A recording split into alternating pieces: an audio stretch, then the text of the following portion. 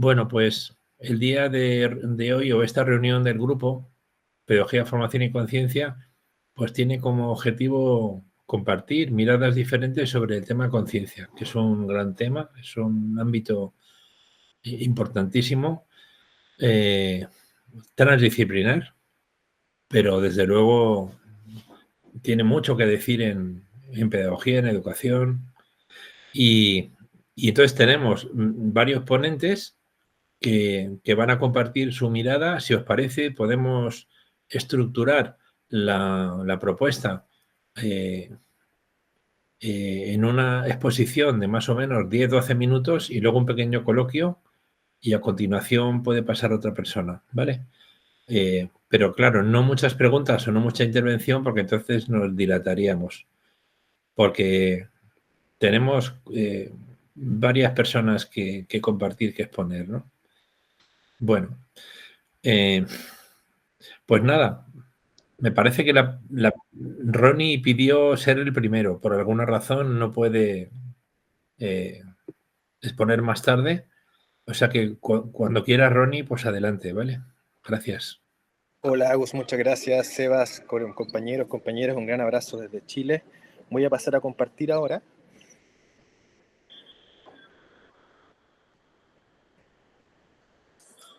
Vean, un segundito.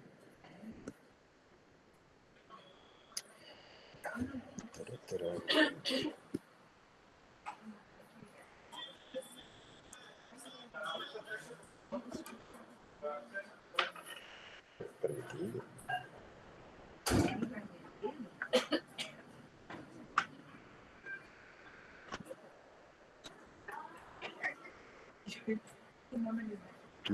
Wow, fractal.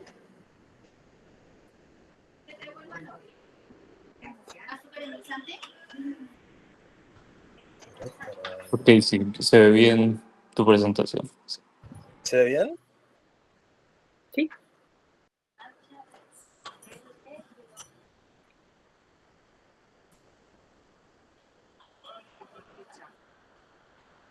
Ah.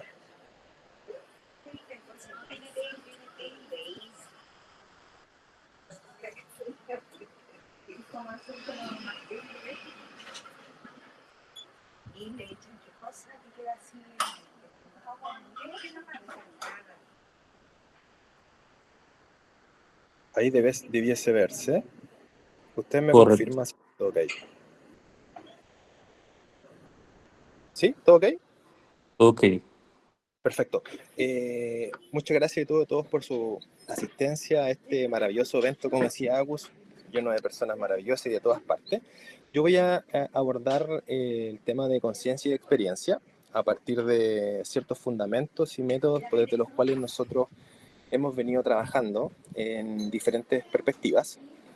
Particularmente voy a referir a este texto que es de Embodied Mind, que es uno de los textos más citados contemporáneamente en las ciencias cognitivas contemporáneas, que en español lo podemos encontrar como de cuerpo presente, y ha estado en el fondo dirigido por el neurobiólogo y fenomenólogo chileno Francisco Varela, quien lamentablemente falleció el año 2001, pero que de alguna otra manera instaló en la comunidad de las ciencias cognitivas contemporáneas este puente para dos miradas. Esta mirada, ¿cierto?, de la ciencia más occidental, continental, objetivista, en crítica al dualismo cartesiano, y una mirada también desde Oriente, desde el budismo zen, desde esta visión más holística e integral, tratando justamente de abordar la dimensión fenomenológica. Y en este texto se expande la idea de neurofenomenología como este encuentro entre los métodos en primera persona, que son la experiencia o las entrevistas fenomenológicas que surgen durante un tipo de experimentación o un tipo de evidencia en particular frente a un determinado experimento o procedimiento, versus un análisis electroencefalográfico o de resonancia que se hace de la actividad cerebral en procesos conscientes e inconscientes durante actividades ya sean meditativas o de la neurociencia de la vida real, ya sea en contexto abierto. Este texto es relevante porque de alguna u otra manera nos permite dar un paso hacia lo que es, en el fondo, la comprensión de estos nuevos métodos que nos permiten acceder a la primera persona, a la experiencia viviente. Y eso, de alguna otra manera, tiene ciertos correlatos en métodos que nos permiten acceder a esa experiencia, métodos que vienen de una tradición particularmente de los 70, por los primeros trabajos de la entrevista de explicitación de Pierre Vermech, y de una investigación que está centrada no solamente en el qué sabemos como contenidos de la conciencia, que desde una mirada mucho más trascendental han estado pensados o alojados como disposiciones mentales fijas, que no son consistentes con estas visiones más contemporáneas, más dinámicas de lo que es en el fondo la investigación en la neurociencia contemporánea, y no necesariamente el estudio de la actividad cerebral parcelada, sino que también el estudio del cuerpo, de las interacciones sociales y esta mixtura metodológica entre lo que es la primera y tercera persona de investigación. El foco está centrado particularmente en aquellos procesos o acciones, en la atención hacia cómo y no en el por qué, se develan ciertos estos aspectos implícitos de la experiencia al tratar de abordar aquellos elementos que nos implican multisensorialmente, que dan cuenta de aquello que vivimos, y en una distinción súper relevante respecto al papel que ocupa la corporeidad en este siglo XXI en base a estas nuevas fenomenologías contemporáneas. A diferencia de la tradicional más trascendental de Husserl, por ejemplo, acá se hace un énfasis más bien en la fenomenología de la percepción de Merleau-Ponty.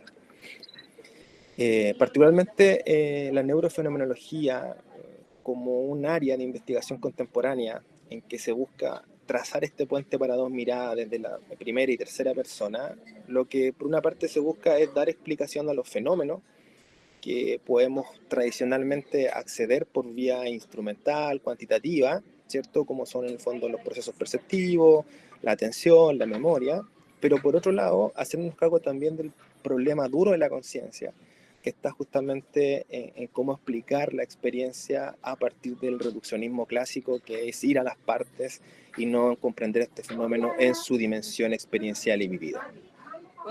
Esta neurofenomenología o esta relación entre la conciencia, la experiencia y los métodos tradicionales de estudio de la conciencia tiene toda una tradición tanto alemana como francesa, y particularmente lo que se busca es proporcionar justamente una especie de remedio metodológico a esta idea, ¿cierto?, de la experiencia como algo que es localizacionable, que es fijo y que generalmente se atribuye como a estados o contenidos de esto.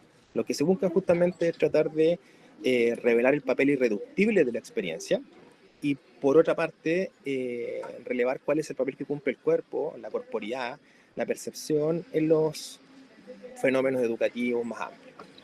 Un tipo de método que se viene utilizando como una evolución de lo que era la entrevista de explicitación, que se hacía justamente en los 70 por Pierre Vermech a través de esta idea de dar cuenta de los procesos, del cómo, más que del qué y el por qué nos suceden las cosas en entornos ya sea educativo, psicológico o X contextos. La entrevista microfenomenológica ofrece un punto de partida para entender la conciencia y la experiencia como un fenómeno entrelazado, codependiente y en armonía con las condiciones o en sintonía con las condiciones cambiantes del entorno. Esta entrevista microfenomenológica lo que busca es entrar en detalle, por una parte, al carácter práctico de la experiencia, es decir, dar cuenta de aquellos fenómenos que son no verbales, que son implícitos, pero que coexisten al discurso o a la experiencia que uno generalmente da cuenta en el aula. Y, por ejemplo, también surge como respuesta a esta dimensión reductible de la experiencia que se encuentra en los fenómenos de evaluación convencional, donde accedemos a datos que en el fondo no necesariamente dan cuenta de todo este cauce o todo este flujo de la experiencia. Tiene una fuerte tradición filosófica en los trabajos de Edmund Husserl acerca justamente de la fenomenología de la conciencia, pero evoluciona a través de esta entrevista y metodología en base a lo que es la fenomenología de la percepción. Particularmente el enfoque corporizado toma la experiencia como algo que está encarnado. En ningún caso la experiencia es algo predado, sino que más bien emerge o aparece en este devenir continuo entre nuestro estar ocurriendo en el mundo, Y además, en el fondo, nos permite ir más allá de estas nociones egóticas, esencialistas, basadas en esta idea como de ubicación, localización, parcelación, que ha reducido justamente estos fenómenos, donde el cuerpo ocupa más bien un lugar periférico y secundario, y en este caso nosotros lo tomamos como algo más bien constitutivo. En esta evolución de la noción de experiencia, de acceso a ella, a través de lo que entendemos como esta idea de acceder a esta conciencia prereflexiva, donde en el fondo el trasfondo de todos aquellos elementos por los cuales nosotros connotamos o damos cuenta de aquello que vivimos, tiene por objetivo justamente ilustrar de qué manera este trasfondo permite de alguna manera dibujar, hacer mucho más prístino, darle textura a ese mundo que vivimos y que en la cotidianidad de los contextos educativos queda abandonado, queda reducido, ¿cierto?, a estas evaluaciones tradicionales de lo que llamamos experiencia de aprendizaje u otro tipo de conceptos. En síntesis, este abordaje fenomenológico como horizonte de expansión de la relación entre conciencia y experiencia está justamente en base a una crítica profunda a esta idea de asumir un mundo predado o preexistente en nuestra experiencia, y más bien para hacerlo damos cuenta de aquellas acciones o procesos que hacen posible traer un mundo a partir de la acción, que es lo que en el fondo Francisco Varela desarrolla en sus dos últimos textos de este libro, que están asociados a sendas de incertidumbre y a lo que es esta relación con la cita de Machado, que es hacer camino al andar. Bueno, la noción de experiencia viene fuertemente enfocada o tiene raíces profundas en la cognición corporizada. Y esta cognición corporizada parte de la premisa de que todo conocer es hacer y todo hacer es conocer. Algo ya similar decía, ¿cierto?, John Dewey hace un tiempo atrás. Y lo más interesante de esto es que tanto la conciencia y la experiencia son expresables a través de medios que pueden ser no verbales, que pueden ser verbales, pero que de alguna otra manera constituyen una forma de acción particular que es distintiva, que es irreductible y que además es intransferible desde el punto de vista de una vivencia como algo singular o propio de esa conciencia. Desde esta medida, de alguna otra manera, esta noción de experiencia va evolucionando, tiene una raíz totalmente corporizada, y la manera de dar cuenta de esa experiencia corporizada en un tiempo presente es a través de la evocación. Y esta idea de evocación en el fondo es entrar en contacto con esa dimensión por la cual nosotros reactualizamos nuestros recuerdos, nuestras vivencias, ¿cierto?, a través justamente de percepciones, ya sea visuales, auditivas, kinestésicas, motrices, y que de alguna otra manera nos permite acceder a un aspecto que incluso mirado desde la educación inclusiva a veces justamente queda poco explícito. Cuando un chico o chica no puede dar cuenta de lo que vive en términos de lo que la expectativa del profesor desea, o por lo menos evalúa en tercera persona, esta entrevista como un método de hacer presente y traer el sentido hacia las cosas que las personas viven es mucho más enriquecedora desde esa perspectiva. Ejemplos característicos existen, ¿cierto?, desde lo que se llama la famosa Magdalena de Proust, ¿cierto?, cuando en búsqueda del tiempo perdido se recuerda, ¿cierto?, al ver esta Magdalena y hace todo un proceso de evocación en términos de sus sensaciones, su emoción y todo lo que vive. Gran parte de estos elementos los podemos encontrar en tipos de memoria por las cuales nosotros generalmente no damos cuenta, que es la memoria afectiva, que es la dimensión autobiográfica y todo aquello que tiene que ver con aspectos implícitos. Generalmente este tipo de entrevista está centrado en mantener el contacto con esa experiencia en particular, profundizar y desplegar, o por lo menos hacer disponible el despliegue de esa experiencia a través de ciertos principios. Uno, que es el contacto profundo con esa experiencia, redirigir la atención a esa dimensión procedimental, en el fondo que hace posible que esa experiencia pueda fluir, y hacer un análisis diacrónico y sincrónico de esa experiencia, es decir, toda esta estructura temporal por la cual la experiencia se despliega, como a nivel diacrónico, y por otro, tomar pasajes, episodios, de manera sincrónica y hacer un zoom en esos aspectos para poder detallar algún aspecto que nosotros no podamos haber cautelado en algún otro momento o hacer visible en ese momento. La idea es, en el fondo, ahondar en estos detalles y poder tener una comprensión más profunda. Bueno, un poco lo que les comentaba recién, esta visión general del método que une esta conciencia y experiencia, tiene esta dimensión diacrónica, sincrónica, tiene además una estructura genérica donde se busca de alguna otra manera esta esta idea de acceder en primera persona y poder en el fondo identificar algunas invariantes si es que estamos trabajando, por ejemplo, con grupos. Y lo que se busca generalmente es acceder a la postura, gestos, distancia, disposición, proxemia y todos aquellos elementos que estén asociados a la prosodia, tono, volumen, ritmo, que son ciertos no verbales, paraverbales y que son también parte del tejido de la experiencia. Finalmente, la idea es entrar en contacto con una experiencia singular que puede ser provocada y después evocada, ¿cierto? A partir de un tipo de situación, y que lo que se busca justamente es poder generar algún tipo de fórmula o especie de licitación que esté de alguna otra manera en sintonía con esa experiencia que deseamos evocar a partir de un evento particular que la persona vive en su contexto. Y acá aparece una propuesta como de fórmula para poder acceder de manera mucho más atenta y comprensiva del espacio. Se busca profundizar a través del dónde, del cuándo, hacer prístinos en momentos específicos, poder buscar estas preguntas anecdóticas que le van dando de alguna otra manera margen y contexto al hacer, y por ejemplo centrarse en aspectos que son sensoriales, perceptivos, como la dimensión visual, auditiva, kinestésica. Y bueno, eso les quería comentar en estos 10 minutitos como una relación que hay entre los métodos y fundamentos de la conciencia perceptiva, mirada desde la noción de Merleau-Ponty, versus esta visión más trascendentalista o de contenido de la conciencia que está más bien expresada en fenómenos particulares y singulares. No sé si estoy bien con el tiempo.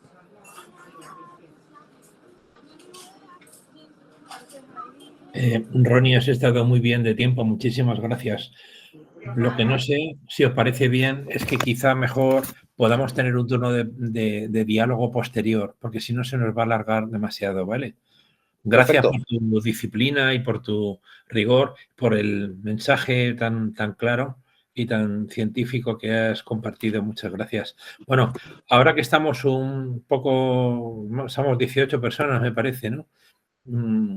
Más o menos, o 20, aprovecho para, bueno, para dar la bienvenida a todos, desde luego, pero de manera especial a un invitado que tenemos hoy y que también va a compartir, que es mi amigo Rafael Pulido. Hola, Rafael. Rafael es director de un grupo de investigación de la Universidad de Almería que se llama Ciencia, Consciencia y Desarrollo. Y bueno, pues es un privilegio estar con él. Si te parece, Rafael, dejamos tu ponencia para el final. Vale, me parece bien, sí, sí. Gracias, Rafael, por tu comprensión. Y ahora, pues, quien quiera, José Luis Villena, Juan Carlos Sánchez Huete, quien queráis, ¿vale? Podéis... José Luis Villena traía un tema especialmente interesante y útil, que era conciencia y discurso público. José Luis, si quieres, pues tienes la palabra. Bienvenido a la palestra. Muchas gracias. Gracias a ti y a todos ustedes. Un gusto poder compartir esta pequeña presentación sobre un tema que nos preocupa singularmente. Yo le comentaba a Agustín de las iniciativas que realizamos en la Universidad de Granada, en España, sobre esta cuestión, tanto en grado como en posgrado, ¿no? Y lo que son las cosas de la vida, hoy es un día especialmente interesante en España porque es el 20 de noviembre y se celebra o se conmemora o se recuerda o se denuncia la muerte del dictador Francisco Franco, una de las ignominias más importantes que tuvimos en este país, que a día de hoy nos parece que nos retrotrae a un punto de inicio, a un punto cero, que es bastante peligroso y bastante retante desde el punto de vista de la educación. ¿Por qué digo esto? Porque hoy hay gente que lo está recordando con nostalgia y aprecio, y hay personas que están una vez más recordando algo que nunca debió pasar. Y esto nos entronca con toda esta ola reaccionaria de supuestos comunes que deberían estar más o menos claros y que no lo están. El compañero que me ha precedido, pues seguro que podría hablar de José Antonio Cast y cómo la ultraderecha en Chile pues puede volver a traer los discursos pinochetistas a primera línea, ¿no? Entonces, esto crea algunos contradiscursos dentro de lo que es nuestra acción, tanto consciente como o sea, personal, como también didáctica o institucional, y es que el punto cero no debemos tenerle miedo, ¿no? Cada vez que asumimos un nuevo curso académico, las personas que vienen a nuestras aulas, pues reinician de cero en lo que es nuestro devenir como docentes, ¿no? Y sería súper interesante que nosotros mismos también hiciéramos ese reinicio de decir, bueno, ¿qué podemos aprender este año o cómo lo podemos desarrollar? Pero comunitariamente, siendo algo higiénicamente interesante, a lo mejor debería haber distintas cuestiones que ya tendrían que estar muy bien asentadas, como que el fascismo no es una opción, como determinadas opciones o determinados planteamientos no son opiniones, son cuestiones que acaban lesionando lo más profundo y lo más íntimo de nuestras sociedades.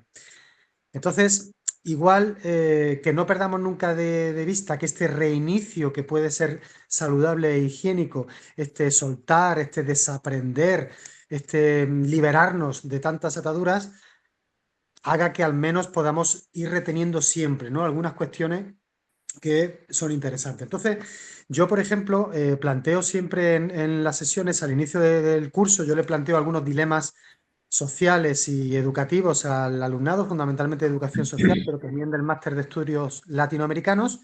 Y después de hacerle todo el planteamiento, yo le digo, bueno, como dice un amigo mío mexicano, ¿cómo le hacemos a esto? ¿Cómo le entramos? ¿Cómo lo desarrollamos entre todos? Y una de las cuestiones que quería plantearles en el día de hoy es que, bueno, todos más o menos tenemos contacto con redes sociales y somos conscientes del tipo de discurso que se están produciendo de forma habitual y de forma normalizada. Yo hoy entresacaba, lo que pasa es que es muy largo, pero entresacaba aquí el texto de una señora cualquiera que se posicionaba en redes sociales con un texto obviamente que no le pertenece, sino que es instalado de alguna manera, donde al presidente de España, grandes letras, le pone hijo de la gran, en letras grandes, y se publica sin ningún tipo de problema.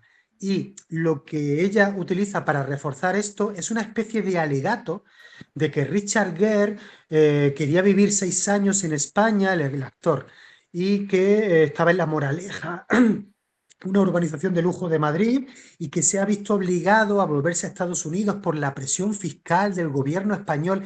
La señora arma todo un parlamento para defender a multimillonarios que están muy alejados de lo que es su día a día o de lo que es posiblemente, bueno, lo que es su cotidianeidad. Y uno se plantea cómo puede alguien llegar a generar este tipo de sentimientos nocivos contra una persona, en este caso contra un presidente del gobierno, de esta manera tan visceral, ¿no? ¿Qué ocurre en su análisis de la realidad o en su pensamiento para poderlo realizar? Y esto es algo que a nosotros que nos dedicamos a los movimientos sociales, en la educación más en este tipo de contextos, nos genera mucha incertidumbre y mucho problema. Hace no mucho tiempo, con el profesor Giorgio Alberti, publicamos, perdón que lo ponga así un poquito, pero publicamos un libro sobre los movimientos en América Latina y cómo esto afectaba a la democracia. Este libro posiblemente esté en sus universidades, en la biblioteca, de manera gratuita. Y hablábamos un poco de todos estos mesías, de todas estas personas que Bolsonaro, Rafael Correa, Evo Morales, a pesar de tener distintas líneas y distintas motivaciones aparentes o cualquier cosa, en sí lo que acababan generando es como una identidad de tribu dentro de los países, dentro de las sociedades, que realmente nos alejan de una conciencia, de un espíritu democrático que de verdad se pueda relacionar con esto, ¿no? Y yo había preparado algunos ejemplos para establecer que la democracia es una fórmula política neutral. No es necesariamente ni buena ni mala, sino que la acción de cada una de las personas y de quienes tenemos la responsabilidad de generar potencia o de impulsar capacidades dentro de nuestro alumnado, pues igual tenemos una responsabilidad más allá de lo moral incluso para poder trabajarlo, ¿no? O para poder apoyarlo. Entonces nos planteamos, por ejemplo, cómo es posible que con lo claro que está lo que está ocurriendo en Gaza por parte del Estado de Israel, cómo es posible que todavía haya grandes sectores de la sociedad que bien no se quieren posicionar o bien directamente apoyan a Israel, basándose en una serie de cuestiones y datos más que cuestionables.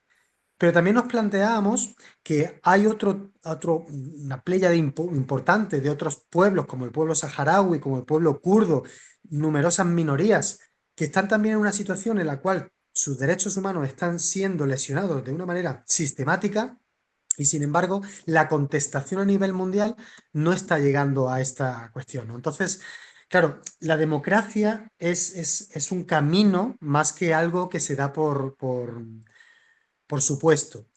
Y en esta generación de conciencia o en este revisarnos continuamente hay un aspecto que siempre lo ponemos central y es como el desapego por la política por culpa de los movimientos o de los partidos políticos, que lo que generan es una desafección que provocan que la gente digan, bueno, pues todos los políticos son iguales, este totum revolutum que se hace para finalmente no asumir la responsabilidad que cada una de las personas podemos tener ante la desinformación y ante la pérdida de poder.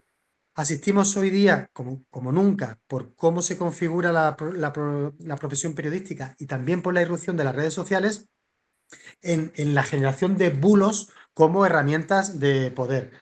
En España se ha asentado en muchas personas la idea de que los niños y niñas que cruzan la frontera y provienen de otras latitudes, pues son violentos o vienen a generar una serie de problemáticas, despojándolos no solamente de que son niños y niñas, sino despojándolos también de su humanidad.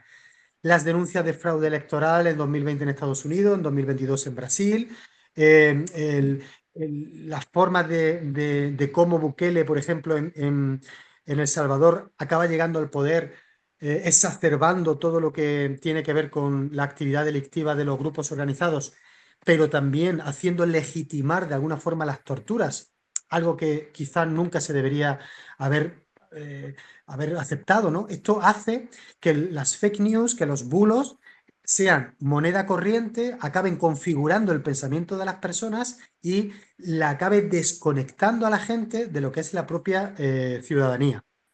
Este ecosistema digital tóxico solamente es posible con unos algoritmos que manejan las distintas redes sociales en las que la mayoría de las personas que estamos interactuamos, especialmente los jóvenes, con unos algoritmos opacos que priorizan la indignación sobre la reflexión o que secundarizan los análisis reposados, ¿no? Que apenas impactan. Y por otro lado, se crean burbujas informativas como cápsulas que generan como una especie de realidad paralela.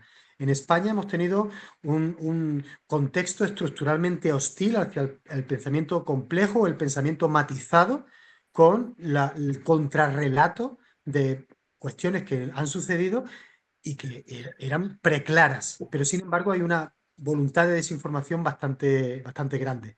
Entonces, hay una raíz de parcialidad, un sesgo confirmatorio, una dualidad tribal que nos está alejando de poder conocernos nosotros mismos, tanto en la individualidad como en el colectivo. Y eso afecta grandemente a lo que son las posibilidades de generar una conciencia, una complejidad, un autoconocimiento, una desidentificación de los apegos que permita construir un conocimiento pleno para esa transformación personal que necesitamos, ¿no?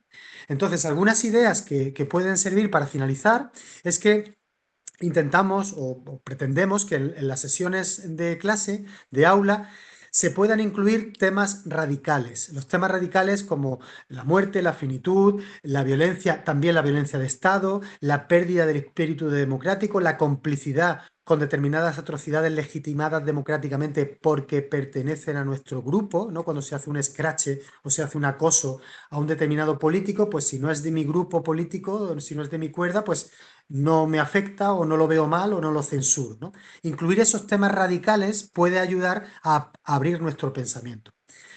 Del mismo modo, pues no evadir lo incómodo. En España, yo viví mucho tiempo en la ciudad de Melilla e hicimos una publicación con el juez Garzón, una autoridad a nivel judicial en nuestro país, sobre el tema de las devoluciones en caliente, cómo España ha incumplido sistemáticamente la normativa española y europea para personas migrantes que accedían de manera irregular a España, devolverla de manera ilegal. El gobierno español, al devolver a personas que habían accedido de manera irregular, estaba cometiendo una ilegalidad. Bueno, pues la invitación era no evadir lo incómodo dentro de los análisis. También trabajar constantemente la madurez docente, porque no es una técnica didáctica, no es una serie de herramientas, no somos tecnócratas de la educación, sino que tengamos la capacidad personal para sostener conversaciones incómodas, sin evativas, sin evasiones y sin relativizar lo que deberíamos tener asentado como el respeto a los derechos humanos y lo que no. Y en ese sentido, si somos capaces de reconocer los poderes invisibles que hay, es decir, por qué la red Twitter o X amplifica los bulos o aquellos comentarios que más tiene que ver con lo que piensa su dueño en la actualidad, más que preguntarse cómo es posible que Javier Milei en Argentina financie un ejército de trolls con fondos públicos. También es importante identificar el ego en el discurso en el que estamos realizando constantemente para ver todos los sellos que nos están alimentando, problematizar lo cotidiano. No sé en sus países, pero en España la Constitución dice que tenemos derecho a una vivienda digna. Sin embargo, es cotidiano que los jóvenes, especialmente, o las personas de los colectivos más vulnerables, tengan prácticamente imposible acceder a una vivienda. Y sin embargo, pues como que eso no se problematiza, se da por supuesto. Y de esta forma podamos llegar a una ciudadanía activa y consciente que consuma de manera crítica y que intente verificar constantemente lo que estamos llegando. Salir del egocentrismo cognitivo, eludir una conciencia miope y intentar recuperar una educación plena, una educación en la que todos realmente aprendemos y que nos cuestionemos en cada sesión, y con esto termino, si estamos educando constantemente desde el ego o desde la conciencia, si formamos para adaptarse al poder establecido o para reconocerlo, cuestionarlo y, si ha lugar, transformarlo. Porque la calidad de nuestra democracia depende profundamente de nuestra educación. Y como la educación es un camino a largo plazo, me parece que se nos están acabando esos plazos para poder tener la sociedad que necesitamos. Y nada más. Gracias, Agustín. Pues muchísimas gracias, José Luis. Muy interesante y muy útil. Y además abres la vía social, crítica, transformadora. Antes, Ronnie, la perspectiva, experiencia, fenomenología. O sea que estamos ante un ámbito y ante un concepto también pues polisémico y muy variado. La conciencia tiene a su vez su profundidad y sus ámbitos enormes de aplicación y de interpretación. Y aquí, desde luego, lo aceptamos todo porque estamos en complejidad y que tiene también mucho que ver con la conciencia. O sea que muchas gracias. Pues, si os parece, si es posible, esto es muy variado y muy ameno, muy interesante, pues podemos dar paso a, si os parece bien, a Juan Carlos Sánchez Huete, cuya propuesta tiene que ver con conciencia de vida. Juan Carlos, muchas gracias. Bueno, no sé si voy a más. Se ve bien, ¿verdad? Sí, ¿Se ve bien? Sí, ¿no? ¿Y se me oye bien también? ¿Se me escucha? Sí, también. Muy bien, pues sí, como dice Agustín, radicalmente un cambio hacia un tema, dentro del tema de la conciencia. Yo me he querido focalizar en conciencia de vida. Para mí hablar de conciencia de vida es hablar de emociones. Y yo creo, personalmente, que cuando se habla de emociones, voy a sentar una premisa, que es que las emociones no se gestionan, no pueden gestionarse. Podemos gestionar nuestra vida para que las emociones sean unas y no otras. Y entonces yo me planteo una serie de preguntas. ¿Qué significa hablar de emociones? ¿Qué desafíos nos plantea en nuestro día a día generar bienestar emocional? José Luis acaba de comentar una serie de situaciones que yo creo que están lejos de ese bienestar emocional, ¿no? Estamos a veces en las trincheras. Entonces, ¿qué oportunidades nos brindamos para ese bienestar emocional?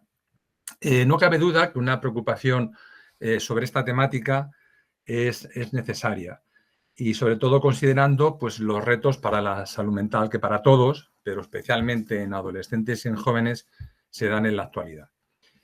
Cuestiones como la ansiedad, la depresión, la imposición académica, el acoso, el ciberacoso, etcétera, pues se han convertido dentro del área educativa en tópicos que impiden este desarrollo integral de cada individuo. Y en este contexto considero que es la escuela, como depositaria por parte de la sociedad de la educación en valores, y lejos también de ser meramente foco de transferencia de conocimiento de todo tipo, quien se ha de convertir en ese hábitat complejo donde se entreteje la trama social, donde se tienen que manifestar los talentos y donde se han de cimentar las identidades. En el núcleo de este ecosistema, en la primera línea de interacción, está, pues, evidentemente, el rol irreemplazable que ejerce el profesorado. Estamos acostumbrados a un perfil de este profesorado dedicado a la instrucción académica, a la transmisión de contenidos curriculares y a la preparación de nuestro alumnado a nuestro cargo, pues, para un futuro profesional en la sociedad. Yo creo, no obstante, que esta visión es a todas luces incompleta en el mundo actual, ¿no? Y porque ahora, pues más que en otros momentos anteriores en la historia de la humanidad, se reconoce que este bienestar emocional de cualquier persona es una condición necesaria para el aprendizaje, pero también para la vida.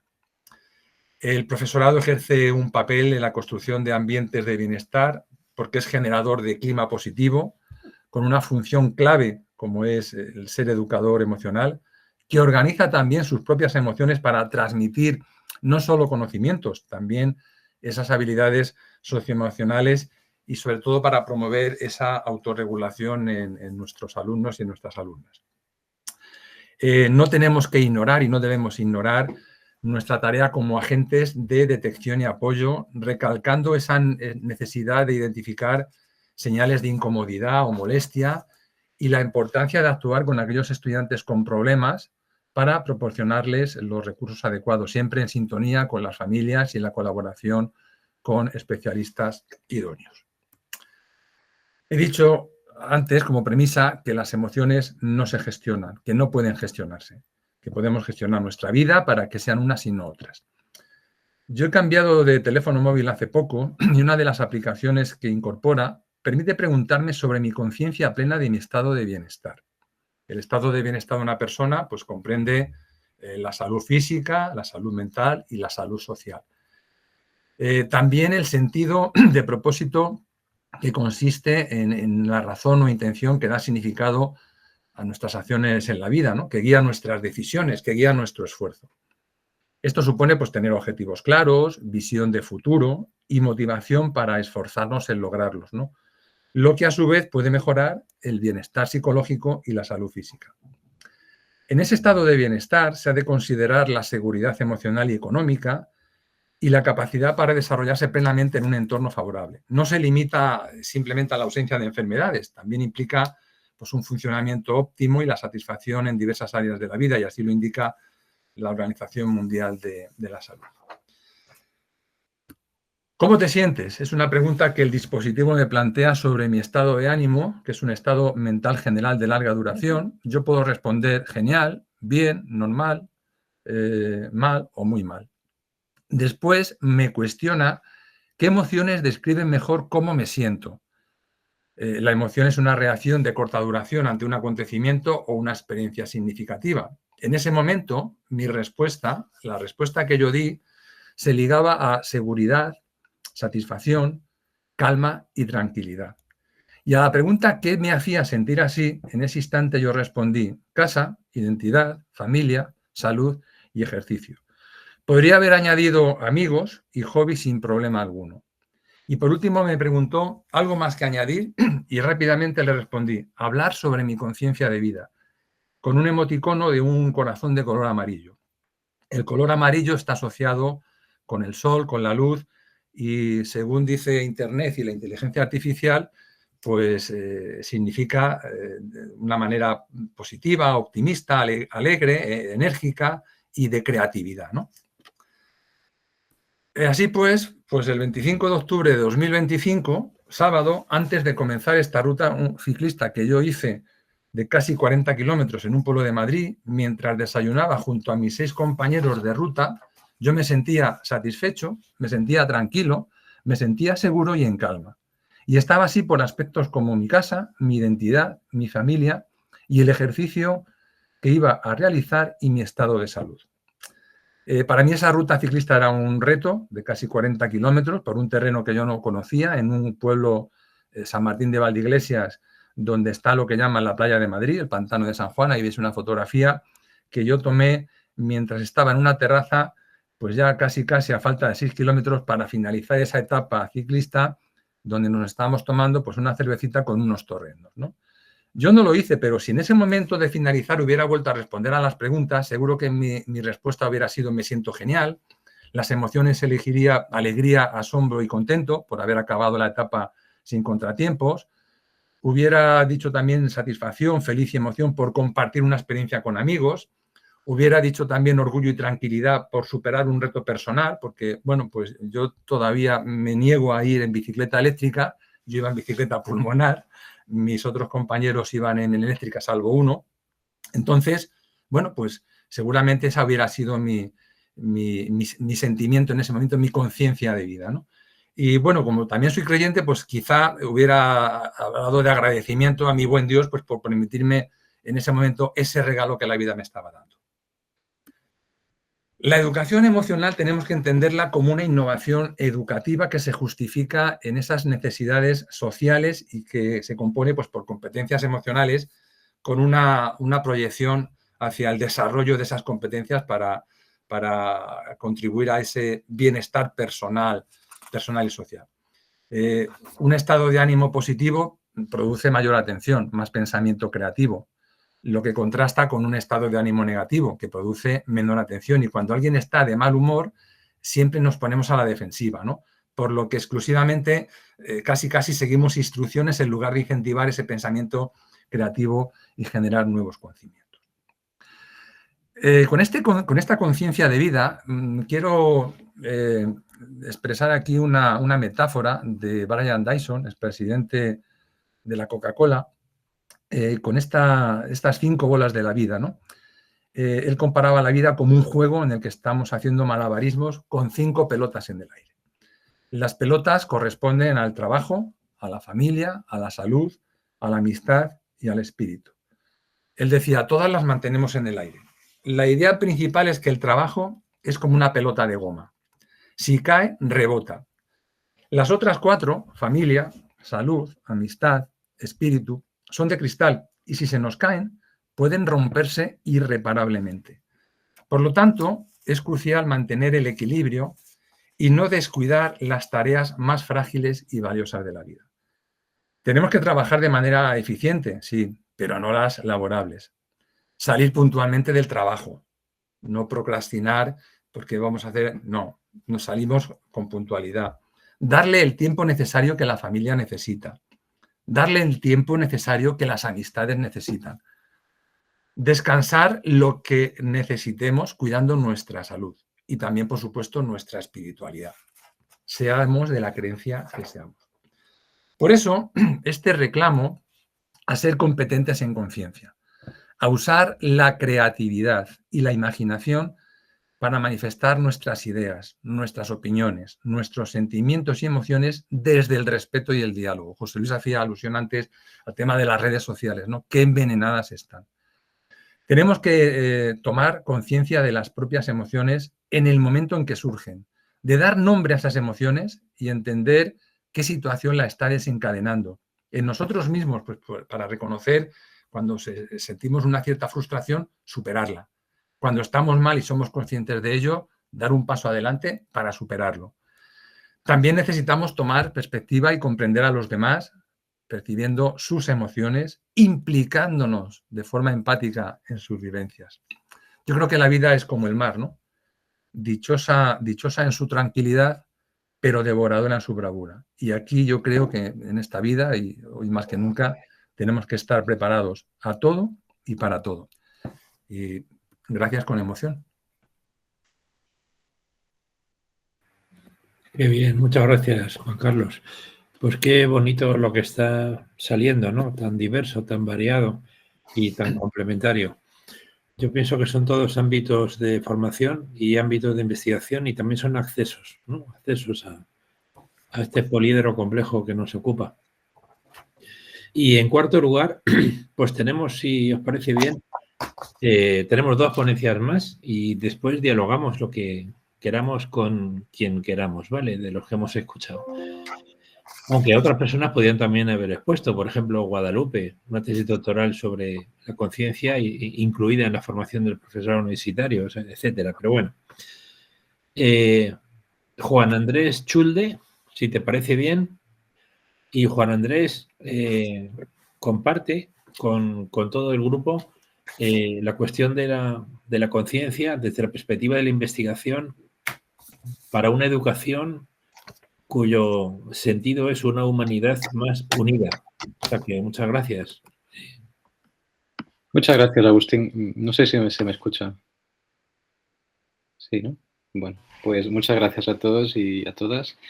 Me vais a disculpar porque yo no he preparado ninguna diapositiva, ninguna presentación, porque me resulta un poco incómodo estar barajando con esto. Entonces, la presentación que he preparado es a modo de avances de la investigación que estamos trabajando, varios miembros del grupo de investigación y concretamente también pues forma parte de la línea central, vamos, de mi línea de tesis doctoral, que es el enfoque de una educación para una humanidad más unida, más universal y, por supuesto, enfocada más en el ámbito más humano, ¿no? Entonces, para empezar, me gustaría empezar con un breve fragmento que me encontré porque estaba investigando en la Biblioteca Nacional de aquí de Madrid. Y era un fragmento muy bonito de Alphonse de Lamartine, que era, bueno, lo voy a leer y luego contextualizo un poquito, ¿vale?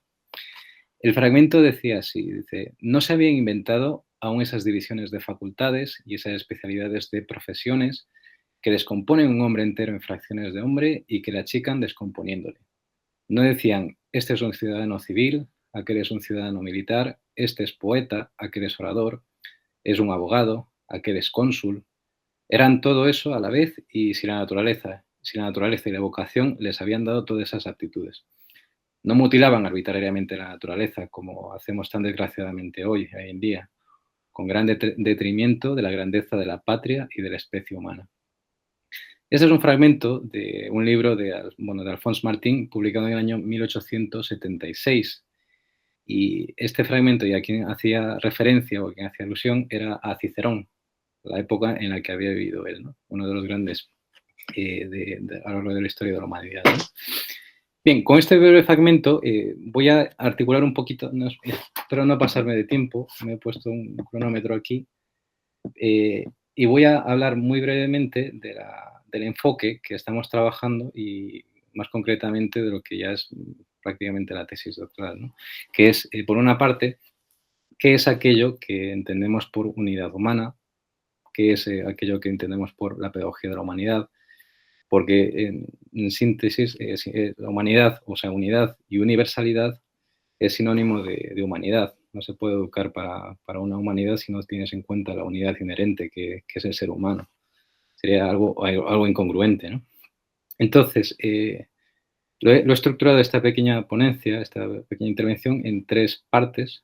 Una de ellas es que es un pilar, que es el rastreo de qué manera la unidad humana y en concreto la humanidad se encuentran en los informes internacionales, porque a día de hoy es algo que es sumamente preocupante. Yo lo veo un poco así, la perspectiva de cómo la educación tiene tantos expertos y hablan todos a la vez de lo que es la educación y de cómo debería ser la educación, pero no se mira internamente, ¿no? En las anteriores ponencias se hablaba sobre el tema de la conciencia o de cómo podemos conectar estos problemas, por ejemplo, a nivel mundial, ¿no? Que está ocurriendo con las guerras tanto en Ucrania como en Palestina.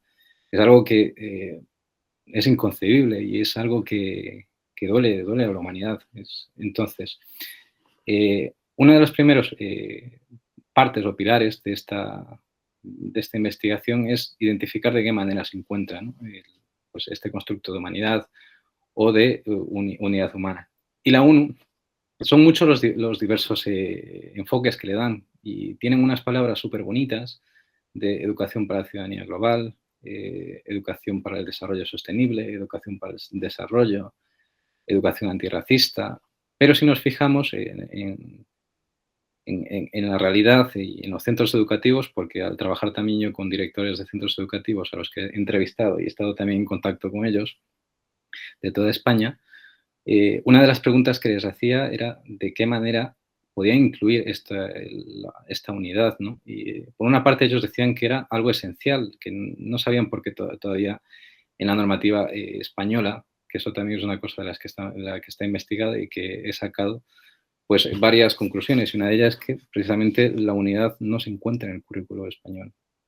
La humanidad se encuentra solamente, si hacemos un breve vistazo, se encuentra como una mención a derechos humanos y si se hace un poquito más una búsqueda, están más relacionados con educación con valores o educación para la paz, educación para la ciudadanía global, etcétera, ¿no? Entonces, son constructos que sirven perfectamente para cualquier discurso de la ONU, para cualquier discurso de pues de cualquier presidente de cualquier Estado-nación, sirve incluso para financiar proyectos de investigación. Y esto es una anécdota que iba a contar recientemente, que me la apunté también, que en mi entorno más cercano pues hay una persona que se está preparando las oposiciones, ¿no? Para ser profesora de primaria.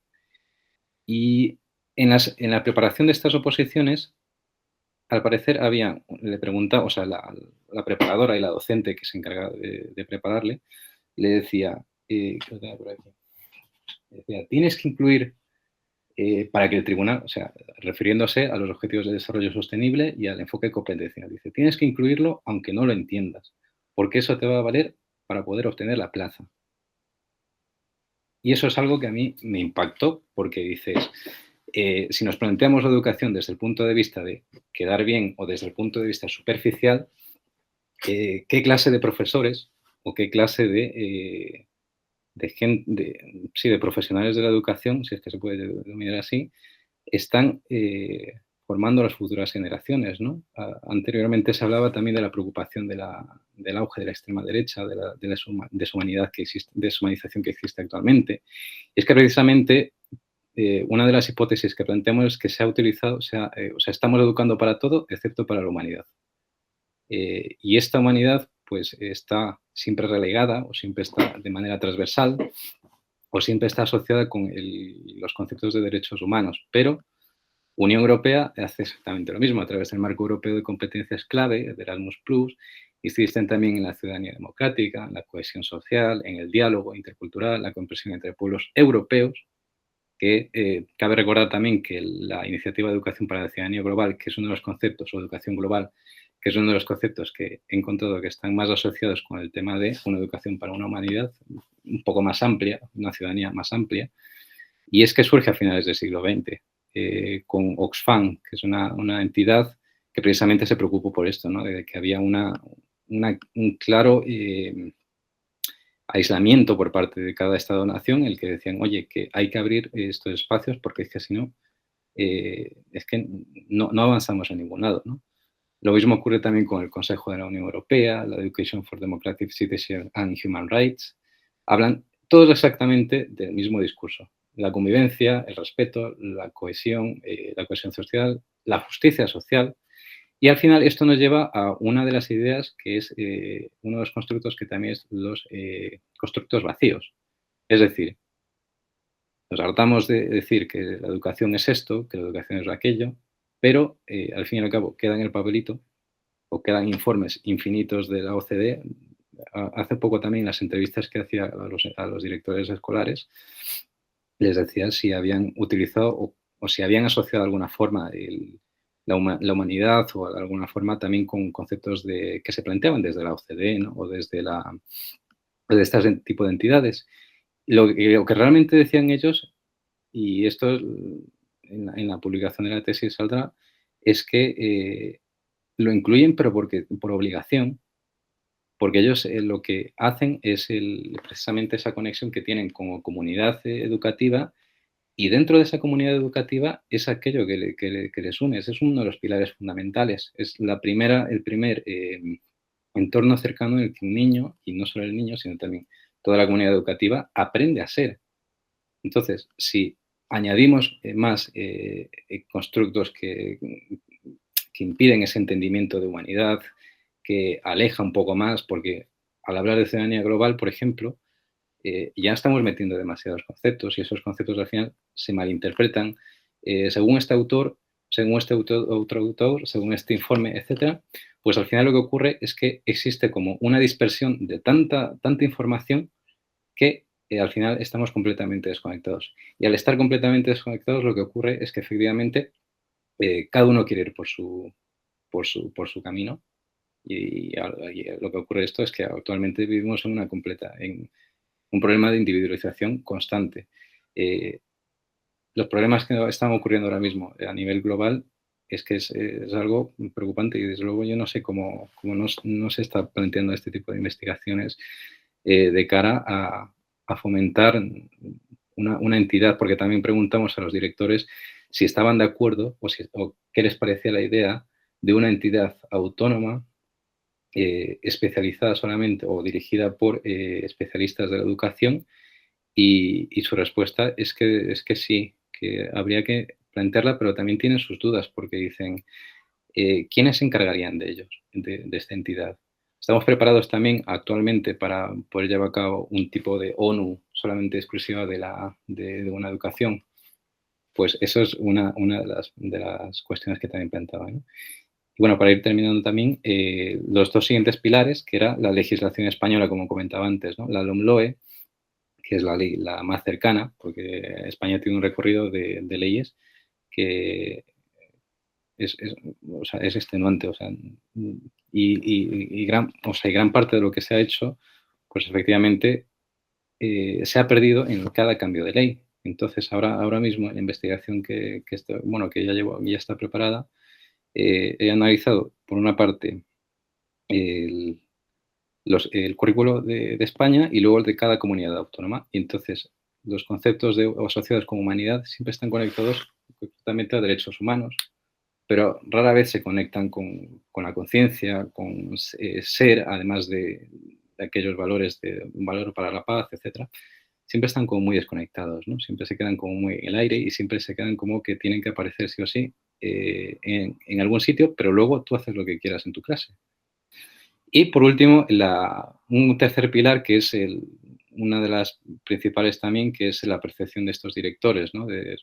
Más allá de querer inculcar un tipo de educación de este estilo, pues es una propuesta integradora, ¿no? Que ellos decían que a ellos no les hacía falta directamente ni un constructo de unidad humana. Dicen, ellos directamente lo que proponen es trabajar desde el interior y hacerlo de tal forma que no dé pie a que haya malentendidos sobre lo ser bondadoso o ser buena persona, porque más allá de cualquier cosa, más allá de cualquier educación, por muy avanzada en contenidos o en calidad, el ser humano es mucho más que eso, ¿no? Entonces, hay una frase que también un fragmento que lo leí en el Emilio de Rousseau, y es que decía que proponed lo que es factible, me dicen a cada momento. Es lo mismo que si me dijeran, proponed que se haga lo que ahora se hace, o por lo menos algo bueno compaginable con lo malo que existe. Con esa alianza se echa a perder el bien y no se cura el mal. Entonces, quizá, y esto es un poco una breve reflexión, y ya para terminar esta breve intervención, es que habría que replantear la forma en cómo estamos, no solo haciendo educación, sino también cómo estamos haciendo vida como seres humanos.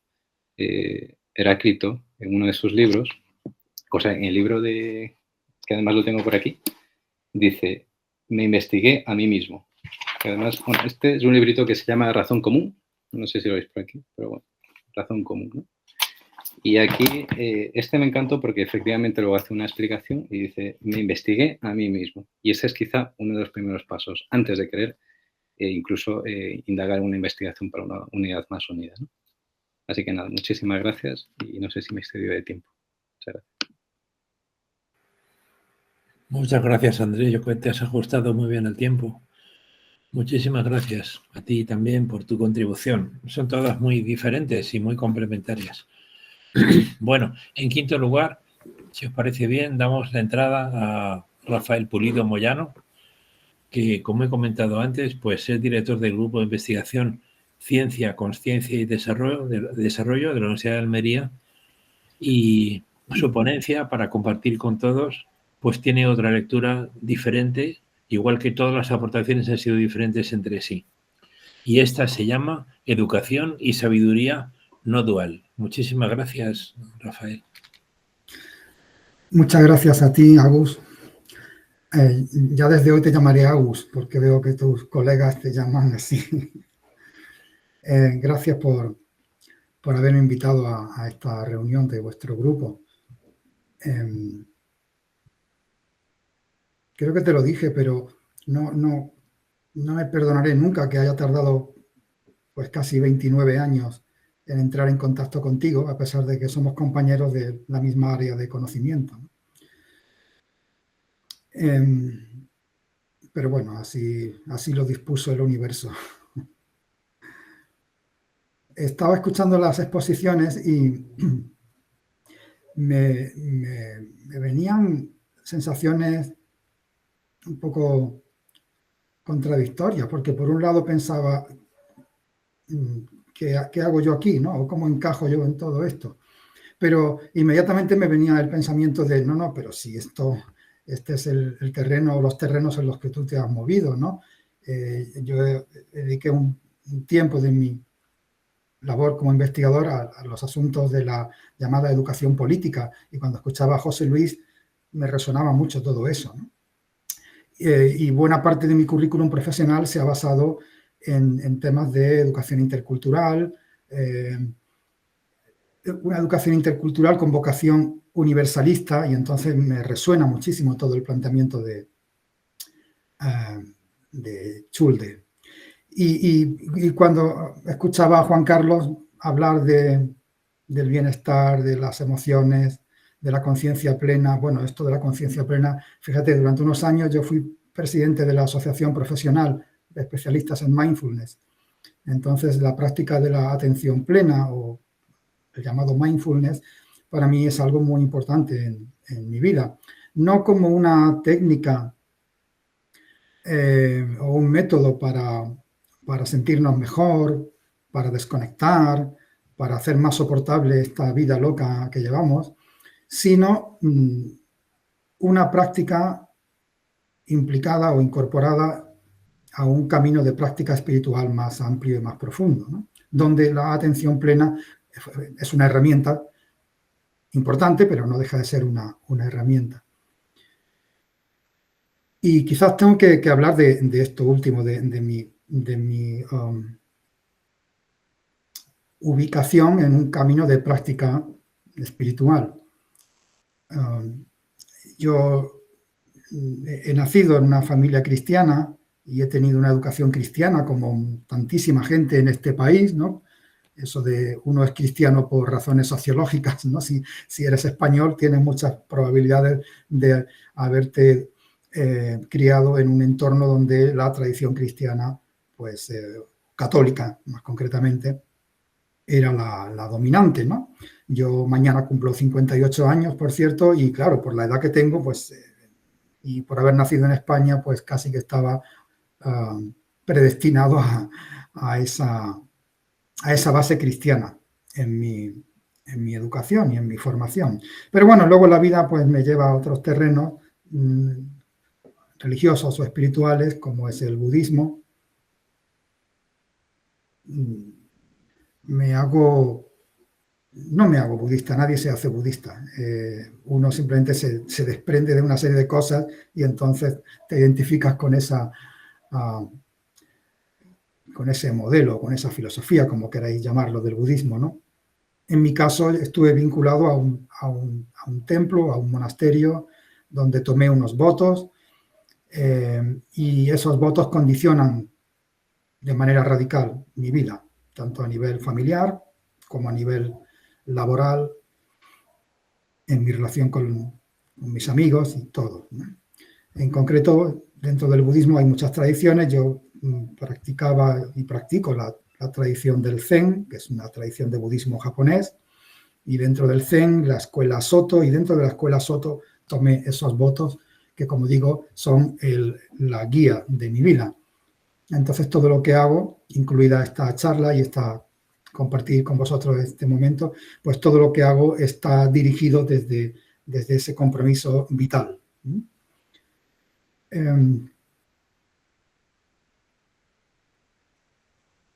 Bueno, tengo que corregir un poco a Agustín porque fui fundador del grupo de investigación Ciencia, Conciencia y Desarrollo al que pertenezco, pero lo de director actualmente soy director del seminario permanente Ciencia, Filosofía y Espiritualidad, que es un seminario que se creó hace un par de años en la Universidad de Almería, después de 3 años de debate fuerte, hasta que un consejo de gobierno consideró que se podía hablar de espiritualidad en una universidad pública, y creo que eso son buenas noticias. Y soy director de este seminario de Ciencia, Filosofía y Espiritualidad. Estamos a punto de aprobar un reglamento para incorporación de nuevos miembros. Andrés Chulde, ten paciencia. Sé que estabas interesado en pertenecer a nuestro seminario y la puerta la vas a tener abierta sí o sí muy pronto. Bueno, Andrés y cualquiera que quiera formar parte de nuestro seminario. Llevo casi 30 años como profesor aquí en Almería, pero desde hace 15 mi manera de dar las clases y de relacionarme con mis compañeros cambió progresivamente, poco a poco. No fue un cambio súbito, pero fue cambiando poco a poco, en paralelo a cómo se iba desarrollando este camino de práctica espiritual que os decía. Hablaba de un origen cristiano, como muchos españoles, pero luego el budismo y finalmente en los últimos 5 o 6 años ese compromiso, que no dejo de perderlo con la tradición del budismo zen, ese compromiso lo llevo a otros terrenos, en concreto el terreno del Vedanta y del Vedanta no dual, en concreto, el llamado Vedanta Advaita. Lo bonito ha sido comprobar que no hay por qué desprenderse de nada de lo que uno ha arrastrado durante la vida, y entonces la tarea o el reto es articularlo todo, darle sentido a todo, incorporarlo en tu biografía y a partir de ahí expresarlo y vivir conforme a ello. Le propuse este título a Agus de Educación y Sabiduría no dual porque creo que es a lo que me dedico, a lo que quiero dedicarme de aquí hasta que me jubile, por lo menos. Y sé que esto es muy complejo, ¿no? Es muy complejo, pero voy a intentar en 3-4 minutos decir algunas cosas para situaros, sobre todo si no habéis escuchado mucho sobre este asunto, ¿no? De la sabiduría no dual. ¿Qué es la sabiduría no dual? Bueno, visto desde fuera, pues se la puede considerar una filosofía, una teoría, un planteamiento ontológico sobre qué es la realidad, pero visto desde dentro, en realidad tendría que mantenerme callado, guardar silencio y no decir nada. Pero precisamente por esos votos que os decía antes que contraje como budista zen, esos votos me obligan a compartir, a pesar de lo limitado del lenguaje, a compartir ciertas cosas. Visto desde dentro, la sabiduría no dual no es una filosofía, ni una teoría, ni un planteamiento sobre la naturaleza de la realidad. Visto desde dentro es simplemente la verdad. La sabiduría no dual es la verdad. Así es como uno lo siente y no le queda a uno ninguna duda al respecto. Sé que suena incluso arrogante a hablar así, ¿no? Pero si lo digo de otra forma, no estoy diciéndolo como realmente lo siento, ¿no? Cuando hablamos de no dualidad, podemos estar refiriéndonos a la forma de experimentar la realidad, o sea, hay una manera no dual de experimentar la realidad, pero también podemos estar refiriéndonos a la propia naturaleza de la realidad. La realidad es no dual. Pero si estamos en la no dualidad, no debería haber diferencia entre cómo se experimenta la realidad y cómo es la realidad en sí misma. A veces se habla de lo no dual para referirnos a que mente y materia son lo mismo, o que no hay diferencia entre sujeto y objeto, o no hay diferencia entre el que piensa y el contenido de su pensamiento. Y dentro de esto, dentro del contenido del pensamiento, a veces se habla de no dualidad en el sentido de las dualidades conceptuales, ¿no? Bueno, malo, éxito, fracaso, pobre, rico, vida, muerte. Esos pares duales de conceptos que atraviesan nuestra mente, ¿no? Y que conforman la arquitectura de nuestra mente, la mente es el terreno de la dualidad, de la división, de la dicotomía. Pero esto uno llega a entender y a sentir que esto no es así, que esto es falso. ¿Cómo conseguir verlo con esa claridad y sentirlo con esa fuerza? Bueno, ese es otro tema del que no voy a hablar ahora porque no habría tiempo, pero hay un camino, hay una práctica, hay un entrenamiento que te lleva a darte cuenta con una naturalidad increíble y con una claridad desbordante que esas dualidades son en última instancia falsas. La sabiduría no dual está presente en todas las grandes religiones y tradiciones espirituales de la humanidad. Pocas frases hay más expresivas de qué es la sabiduría no dual o qué es la no dualidad que esa frase que aparece, creo recordar, en el Evangelio de Juan, versículo 30, cuando Jesús dice: yo y el Padre somos uno. Y los judíos querían apedrearlo por pensar que lo que estaba diciendo Jesús era que él era Dios. Que bueno, en cierto sentido lo estaba diciendo, pero era algo todavía más profundo. Y desde luego no se estaba atribuyendo un carácter de deidad o una divinidad o una deidad como tantas había por aquella época en aquella zona del mundo. Decir yo y el Padre somos uno es una profunda comprensión de la no dualidad de la realidad. Pero también en el sufismo, una tradición mística del Islam, en el sufismo encontramos a un murciano, porque era de Murcia, Ibn Arabi, que decía: quien conoce su ser, conoce a su Señor. O sea, conócete a ti mismo y estarás conociendo a Dios, ¿no? O en el budismo a mí me enseñaron que todo tiene naturaleza de Buda, incluido la escobilla del váter. Todo es naturaleza de Buda. Y en el hinduismo nos encontramos con lo de que Atman y Brahman es lo mismo, es decir, la totalidad universal de la conciencia, Brahman, y cualquier individuo que se sienta en la experiencia de yo, de primera persona, un Atman, eso es lo mismo. Por supuesto, hay sabiduría no dual más allá de las religiones. Hay sabiduría no dual en la poesía, en la música, en la ciencia. Escondida, pero ahí está. Y afortunadamente hay personas que se están encargando de sacarla a la luz y demostrar que a lo largo de los milenios de la historia de la humanidad, este saber no dual ha estado siempre presente. Y quien lo ha visto, quien lo ha entendido, se ha comportado conforme a esa comprensión, pues se ha convertido en un faro, en una luz para todos aquellos que le rodeaban.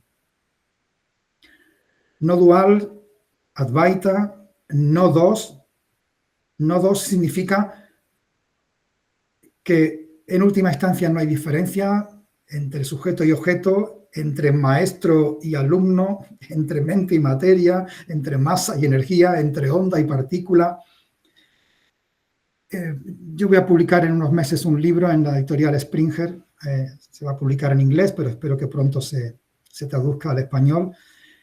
Y intento formular de la manera más radical esa no dualidad, ¿no?